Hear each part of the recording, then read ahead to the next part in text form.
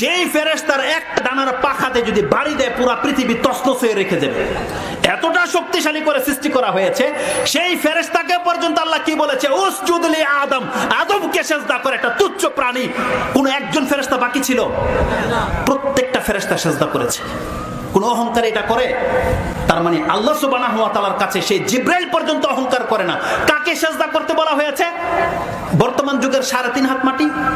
আদম আলাইহিস সালাম 60 হাত ছিল, তাহলে 60 হাতের একটা মানুষকে জিবরাইল আলাইহিস সালামের মতন ফেরেশতা পর্যন্ত সমস্ত ফেরেশতা সেই দিন সিজদা করেছিল। কার আদেশে?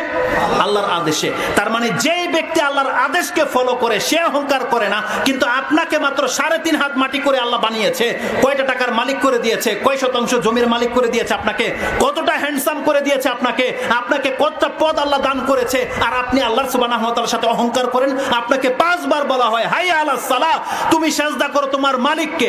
আরে জিবরাইল আলাইহিস সালামকে বলা হয়েছিল তুমি সিজদা করো মানুষকে, একটা অধম মানুষকে, তাই তারা করেছিল। আর আপনাকে আমাকে বলেছে তুমি তোমার মালিককে সিজদা করো। আপনি কত বড় অহংকারী হয়ে গেছেন যে আপনি আল্লাহকে সিজদা করেন না? বলেন। তার মানে এটাকে বলা হয় অহংকার। আল্লাহ এই জন্য অহংকার শব্দটা ব্যবহার করেছে, ওয়ালা ইস্তাকবিরুনা আন ইবাদাতি। তারা আল্লাহর ইবাদতের ক্ষেত্রে অহংকার প্রদর্শন করে না বান্দা, কিন্তু তুমি 3.5 হাত মাটি হয়ে তুমি আল্লাহর সামনে অহংকার করো। আপনি শুধু পয়সাওয়ালাকে অহংকার ভাবেন, আপনারা প্রত্যেকটা অহংকারী আমরা যারা আল্লাহ সুবহানাহু ওয়া তাআলার ইবাদত করি না। আপনি কোন সাহসে আপনি দাঁড়িয়ে ফেলে দিতে পারেন বলেন? এটা তো অহংকার নয় তো কি? যে দেখে নেব আল্লাহ আমাকে কি করে, এটাই তো তার জবাব নয়। আপনি কেন পর্দা করেন না?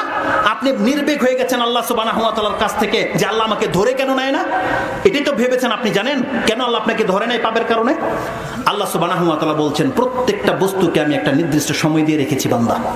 কোরআনের আরেক জায়গায় বলেছেন এটা তোমার রবের দয়া মুহাম্মদ, তোমার রবের দয়া যে পাপের কারণে তৎনগ তাদেরকে ধরা হয় না।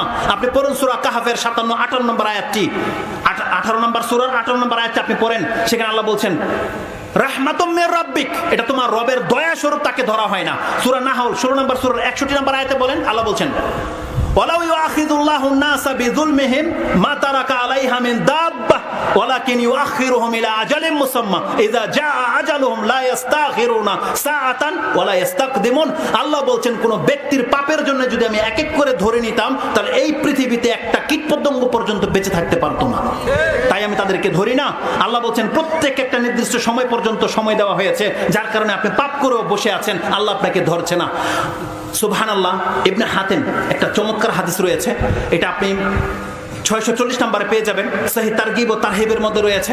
হাদিসটি সম্ভবত মিশকাতে আছে কিনা আমি জানি না।